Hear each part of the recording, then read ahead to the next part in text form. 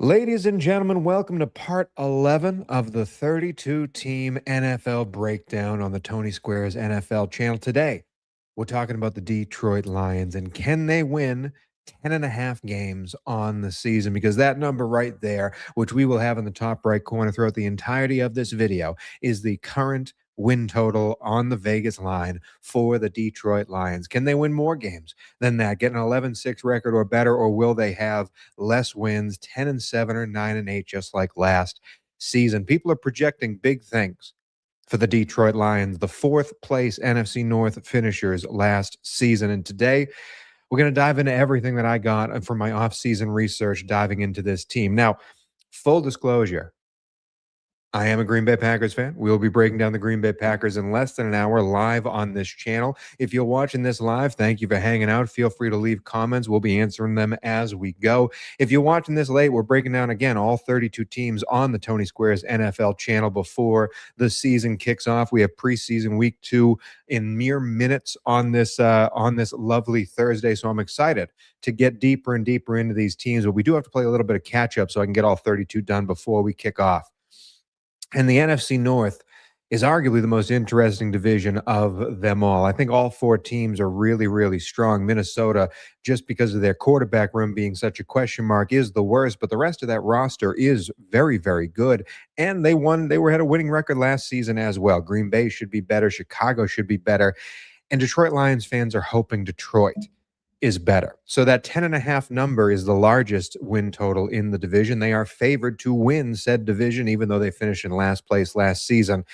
But I have a lot of overall question marks for this Lions team, and I'm hoping to answer a few of them by the end of this video. As you can see on my right, that's the rundown of this video. We start off with 3 big topics, the good, the bad, and the ugly, that I break down a little bit deeper. Then we grade out the roster, both offense and defense. End it with a fantasy target from the Lions, who have a bunch. I mean, Jahmyr Gibbs is overall the number 1 overall pick in most fantasy drafts.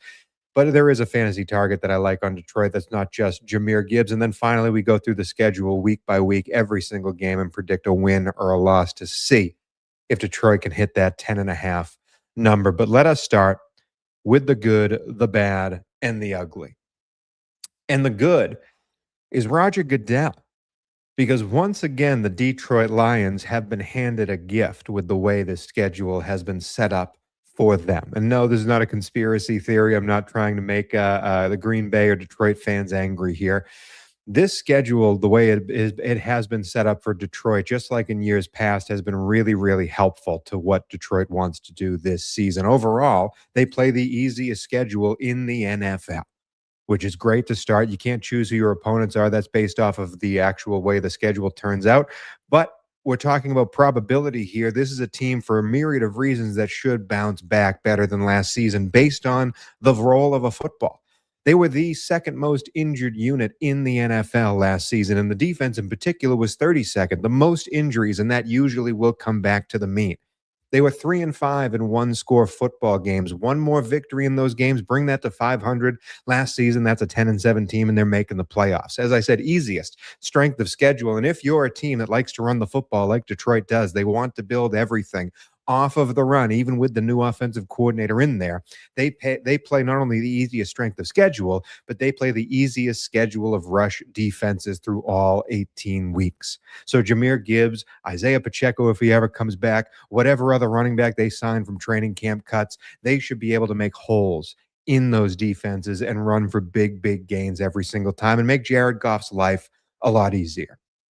Because the bad part of this Detroit Lions team, the part that I'm questioning the most, is have they fixed what ailed them last season on offense? And that was primarily the offensive line and the question marks that were there. They spent a first-round pick on a tackle that's likely going to have to start right away. And Penei Sewell is awesome, one of the best offensive linemen in the world. However, they signed Cade Mays. It was the biggest free agency signing of the season. He's already injured, going to miss multiple months into the season, which forces another couple of Juice Scruggs-type replacement-level players to start immediately on the interior of the offensive line, alongside 2 guards that they drafted. They want to build these guys, but they were not exactly playing up to snuff last season.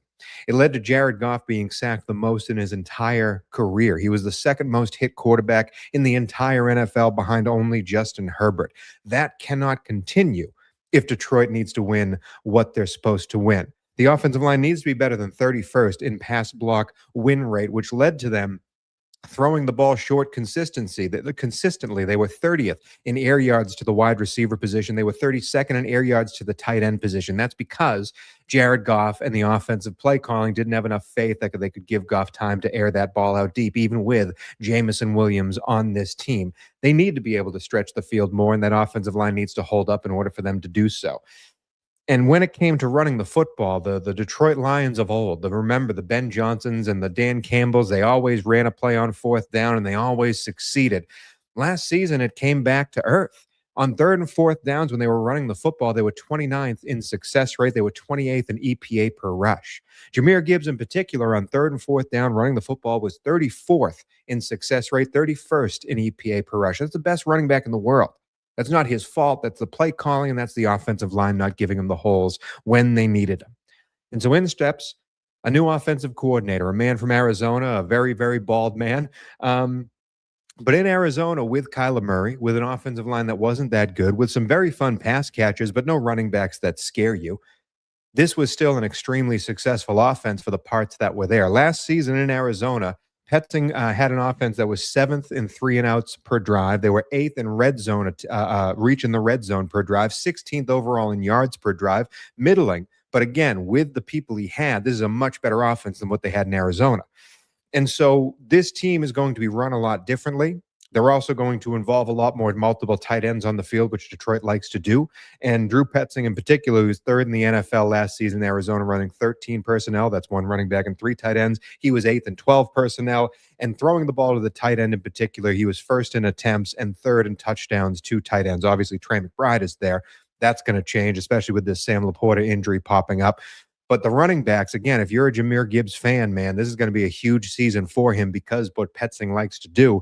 They were 3rd in pass attempts to the running back position, 3rd in yards after catch, and 8th in air yards when throwing to the running back position. So you're going to see a lot of multiple tight end sets, which is going to open stuff up in the running game, hopefully, and help that offensive line out. And can they do enough on the outside? Can Jamison Williams be consistent enough to break those safeties back and not overload the box and play everything short? Because we love Amon-Ra St. Brown. However, that guy isn't he's running over the middle of the field. We know that. When Sam Laporta gets healthy, he's running over the middle of the field. They need their Marvin Harrison, their Michael Wilson to be the threat on the outside that can open everything up for Jahmyr Gibbs. And they need the offensive line to protect, even with those tight ends there, in order for everything to work out. I'm hesitant to say that they fixed it, especially with that Cade Mays injury. People will be coming back, but it's not going to be perfect immediately, especially with a first-round rookie starting day one. It's going to be tough to learn. And then there's the defense. That's the ugly. That man is Terrion Arnold. He might be a Seattle Seahawk at this point. I don't really know what's going on there. He might be on the commissioner's exempt list, but what we know for certain is he's no longer a Detroit Lion because this team got rid of a lot of players that were mainstays on the defensive side of the ball in the offseason. And then whatever happened off the field with Terrion Arnold, don't want to make any accusations because it's all allegedly right now. He's not going to be there either, which really sets this whole entire defensive back core behind so much. When we get to grading the defense, you're going to see some of the names on there, and it's surprising. Some of the starters that Detroit is going to be forced to throw out there, especially with the injuries to their 2-star safeties. That's the ugly here in that the offense, I think, is going to figure some things out based on the scheme alone, even if they don't have the players. The defense is going to be set up far from behind, and I don't know how they fix it on the fly. They were 28th in the league last year in explosive pass plays against. That's not going to be fixed with all of these guys missing and all of the safeties being injured. They were also 20th in the league in rush efficiency defense. That should get a little bit better, but they did lose Anzalone in the offseason. This is a team that ran 3 linebacker sets more than anyone else in the entire NFL. Have they replaced those linebacker core in order to be able to run the defense that they like to run? I don't know if they have. And the other part that scares me is this was a middling team in pressure rate. They were 17th in pressure rate, yet they were 4th in sacks last season. That usually equals out, man. If you're only getting 17th in pressure, you're probably only going to be 17th in sacks. And with Jared Goff getting hit as much as he did last year, those sacks come back to earth, and this team could be on the back foot quite a bit during the season. I say all that to not be pessimistic about the Detroit Lions because, again, when we get to the schedule, you're going to see the games that they play. They might not need to have figured all this stuff out in order to be successful. However, when you get to January, when you get to the games that actually matter against the superior opponents, could this team be a New England Patriots type team from last season where they get there because of their schedule merchants, but this team is actually incomplete when you look at the whole thing? That's probably my biggest question mark about this team. But in order for them to be incomplete, they have to be. We have to grade these units and tell you whether they are fully there or fully not there. And we do have people commenting on here. Very bald. Blick says very bald pet sing, but he does have a good feeling about him. I do too, man. I thought he was pretty underrated for what he did, especially in the run game in Arizona. James Conner was an actual person you had to be fearful of when you were playing the Arizona Cardinals. And that guy is just a guy when it comes to the running back position. So I'm excited to see what Petson can do with far better skill position players. I just do worry that that offensive line, because of the injuries that they have, if they don't take a step forward, these young guys, they could be in trouble. So let's start right there. The offensive line, grading these position groups. You love that they got Blake Miller. That won me quite a bit of money. That was a plus 10 to 1 bet that I gave out on my draft pick special. That hit Blake Miller to the Lions. And then Penei Sewell, the best tackle in all of football, arguably. Interested to see him move over to the left side and how that should adjust, but I have no fear that it will work out. And if Blake Mill is worth that first round pick, then hey, the corners of this offensive line are solved. However, with that Cade Mays injury, I don't trust anyone behind him. I don't trust Juice Scruggs. Manu, their fourth round pick from 2024, is not going to be playing anytime soon. This needs to work out with the players that they have because there is no depth here. And because of that interior, I'm giving this a D on the offensive line, even with Penei Sewell. And if Blake Miller comes to terms, I don't think it's going to work out on the interior. However, when it comes to the quarterback room, Jared Goff, we covered the Dallas Cowboys a couple of videos ago, and Jared Goff is right up there with Dak Prescott, as reliable as they come. He does have those 5 interception games in him. However, you got to be able to trust Jared Goff with what he can do, and what a career he has had, being a sort of castaway in the Matthew Stafford trade and playing damn fine in the Detroit Lions uniform. So Jared Goff, Josh Jobs behind him because Teddy Bridgewater said he's going back to coach high school football. And the Dobbs is fine as a backup. Overall, this is a B to B plus QB room, because if Goff goes down, I don't think you take too much of a step back with Josh Dobbs. The running backs, it's an electric RB1, arguably the best in the world, him and Bijan. And then behind him, there's absolutely nobody. Vaki as a 4th round pick in 2024, terrible pick. He's not going to be anything in the NFL.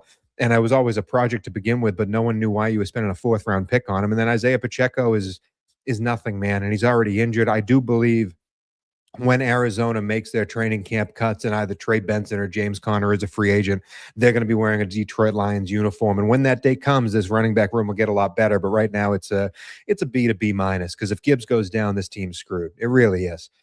And then the pass catchers are fantastic. Amon-Ra St. Brown, arguably the most consistent wide receiver in the world, especially across the middle of the field. Jamison Williams, a true, legit deep threat that is supposedly, according to camp reports, getting even better when it comes to actually knowing what routes to run and why they're meaningful, not being the ball all the time like that number 1 wide receiver does. So it could be really great. And then if Laporta, this injury with the hip injury suddenly not there, he already missed mostly all of last season. If he continues to miss, there's no one really pass catching wise on this team that you're scared of. Conklin and Brock Wright can both do great in the blocking game and should help this run game, but you need that Laporta on the tight end side to be that threat in the passing game, especially for the yards after the catch. If Laporta is healthy, this is an A pass catching group, an absolute A to A plus pass catching group. Tesla with the boundary stuff that he does, the contested catch ability. We saw, I think he had 11 catches and 6 of them were touchdowns last season. Like, this guy has it. He just doesn't have a spot on the roster quite yet. I'm excited to see this pass catching group in the next season, and hopefully the offensive line gives them enough help to get enough time to get the ball to them. The defense, however, is where the big question marks are. Right away, if you want to look at the defensive backcourt with Rock Ya-Sin somehow being a starting cornerback in the year of our Lord 2026, DJ Reed, I really was worried as a Packers fan when Detroit signed him. He did not have a good season in Detroit. And then Roger McCreary was cast aside for the LA Rams, who are hoping to go to a Super Bowl. Instead, they decided to get the 2 Kansas City cornerbacks, so they didn't want McCreary anymore. This is, especially with the injuries, Achilles injury for Brian Branch, supposedly already going through warm warm-ups, potentially ready by September. I doubt that because that's a tough injury. It happened in December. For him to bounce back that fast would be crazy.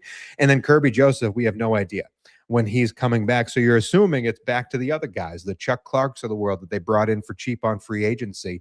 That depth is going to need to pay off immediately for this team to be successful, because otherwise, this is an F of a DB backfield. This is an F of a DB room. With Branch and Kirby Joseph out, there is no one here. For the team that was 28th in the league in stopping explosive passes, I don't see how they get any better with the people they're throwing out there.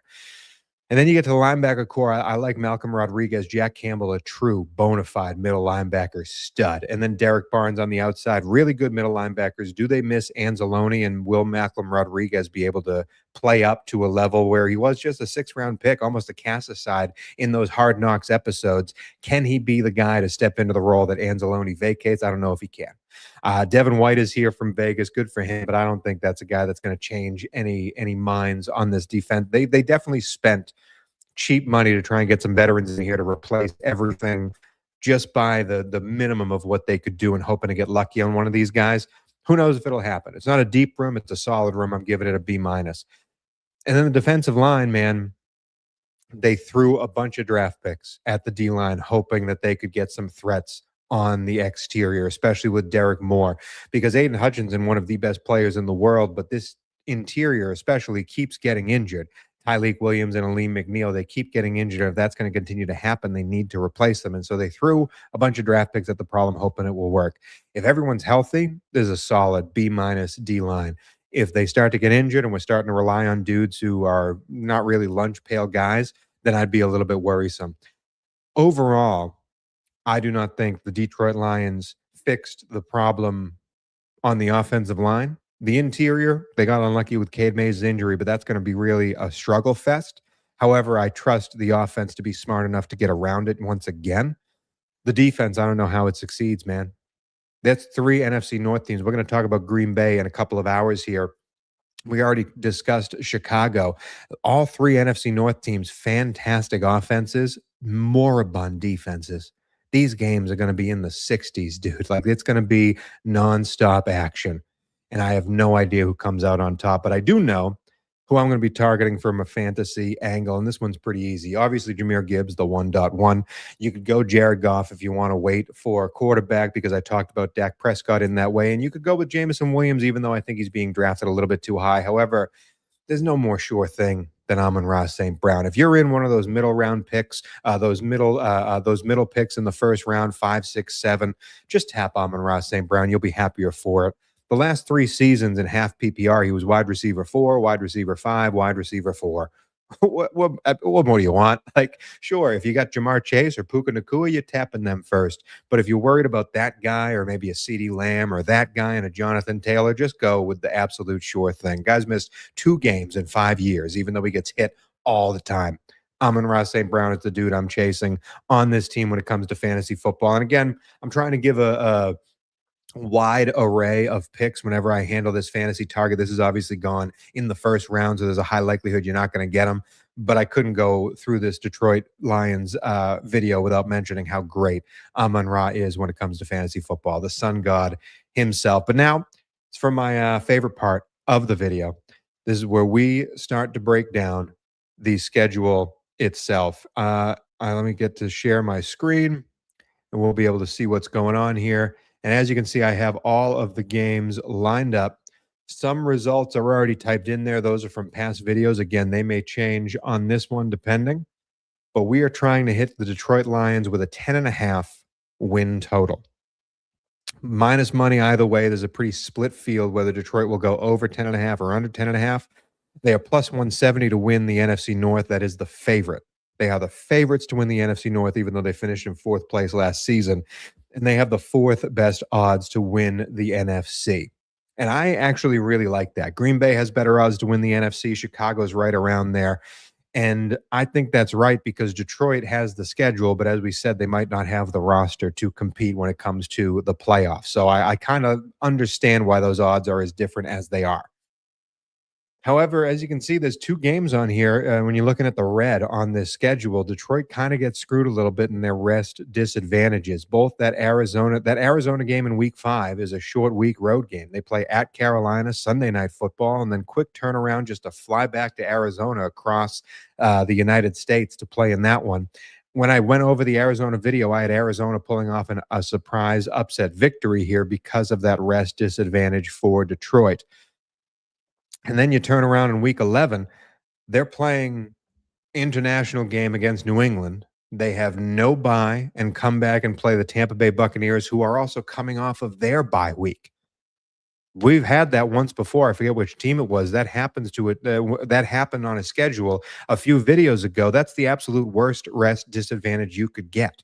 You're traveling overseas to play a team immediately who is coming off of 7 free days off with their body to rest and recover in the middle of the season. That week 11 game is terrible for Detroit.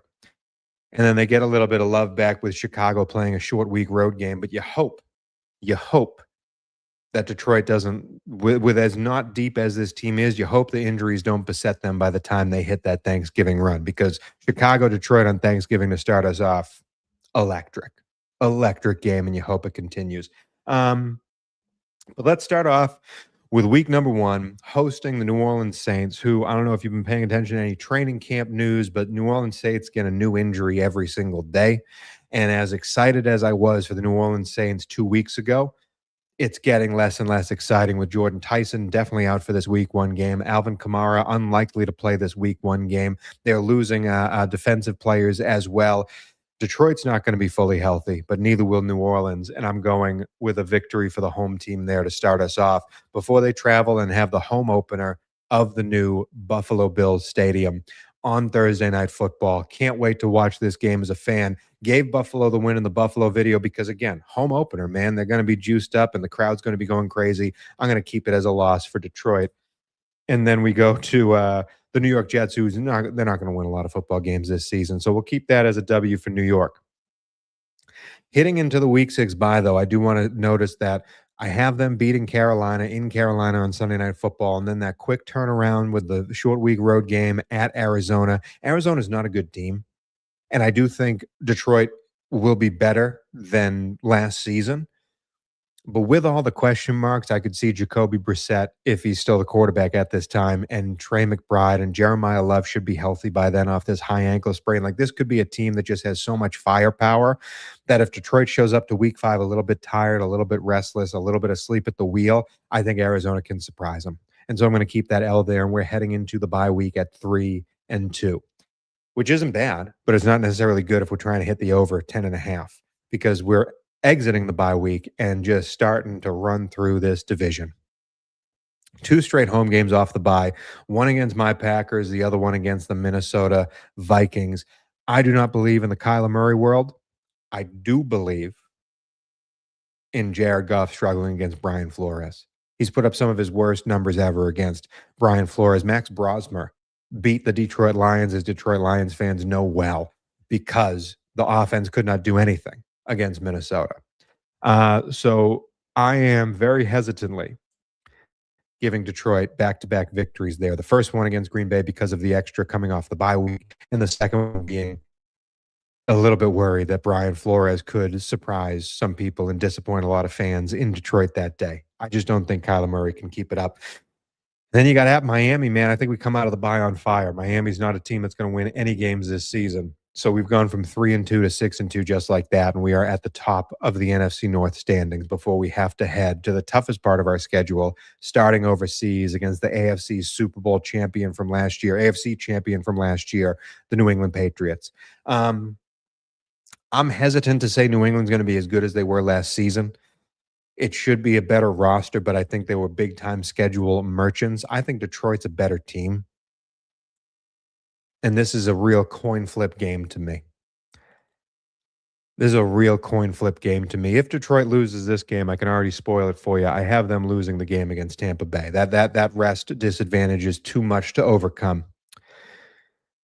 And then with a Chicago loss in week 17 from that Chicago video that I'm also going to keep, we already have 4 losses here. This is a coin flip. I'm giving it to New England. I'm giving it to New England before they also lose to Tampa Bay, and then they circle the wagons at a team that was 6-2 is now 6-4, and then they have Chicago on Thanksgiving. And everybody gets happy as they run through Chicago, and then they run through Atlanta with the short week Atlanta's going to be facing. Thanks to Detroit playing Green Bay, where we're now week 14. We're in December. We have, I think, 8 wins, 8-4. That's another win for Tennessee. Tennessee's not going to be that good, especially at home. I'm going to give that to 9-4. At Minnesota, Minnesota's coming off of a short week, coming off of a Thursday the week before, so they have a little bit of extra rest. It's in Minnesota on Sunday Night Football. This is where Jared Goff sees deer in the headlights. 1, 2, 3, 4, 5, 6 losses for the Detroit Lions. The New York Giants are not going to be very good this year. Monday Night Football goes to the Detroit Lions. 1, 2, 3, 4, 5, 6, 7, 8, 9, 10. We have 10 wins. We're keeping that loss at Chicago because Chicago in the cold for this team, for this Detroit team, I don't think they're going to play as well. Jared Goff does not play as well in the frigid temperatures. I guarantee you, with what I have Chicago's record being and what I have Detroit record being at this point, this is a game that could get flexed. Definitely could get flexed in a Sunday Night Football in Soldier Field. Who knows when they're moving to Indiana, but it ain't this season. I think that could be a tough game for Detroit to overcome. And so the final game, a 10-6 record, hinges at Green Bay at Lambeau, with Detroit having one more day of rest than Green Bay. Are they going to go 10-7, or are they going to go 11-6? I really think this Detroit team is incomplete, and I don't think Green Bay is very complete either. But I do think if Green Bay should stay healthy and Micah Parsons comes back, even with the Sam Laportas and the Cade Mays and the Brian Branches coming back for Detroit at this time, should everyone stay healthy fully 100%, turn the injury sliders off if it was Madden, I think Green Bay is a better team. And that could be the Packers fan in me saying that. But I'm giving Detroit the loss. We're giving them 10-7. And we're sending Detroit to the under. Just under. And is 10 wins enough to get you in the playoffs? We have 4 double-digit win teams in the AFC already. Obviously, Detroit doesn't care about that. But I know Chicago is a double-digit win team from the NFC run we've done. I don't have any double-digit teams other than Detroit and Chicago right now from the NFC. But in about an hour here, we're breaking down the Green Bay Packers. Can 3 NFC North teams make the playoffs if they all have double-digit wins? Or will some of those NFC West teams, just like last season, win even more games than this North division? Either way, 10-7 is the final number for your Detroit Lions, just hitting the under. And that is it for breaking down the 2026 Detroit Lions. In about an hour, in about a half hour, we're going to be breaking down the Green Bay Packers. And then tomorrow, we're doing a bunch of AFC South teams: Houston, Indianapolis, Jacksonville, all right in a row. Try and get in that terrible, terrible division out of my way before we can talk about some fun teams in the LA area. But that is it for part 11 of the 32-team breakdown. Join me for Green Bay in a little bit. And if you're watching this late, Tony Squares NFL, if you turn those notifications on, you'll get notified every single time I go live, because we are breaking down again every single team before the season kicks off. But that's it for Detroit. And man, I hope I'm right, because I'd hate to have Detroit be scheduled merchants and steal it at the end. That's just, we don't want that anymore. Come on.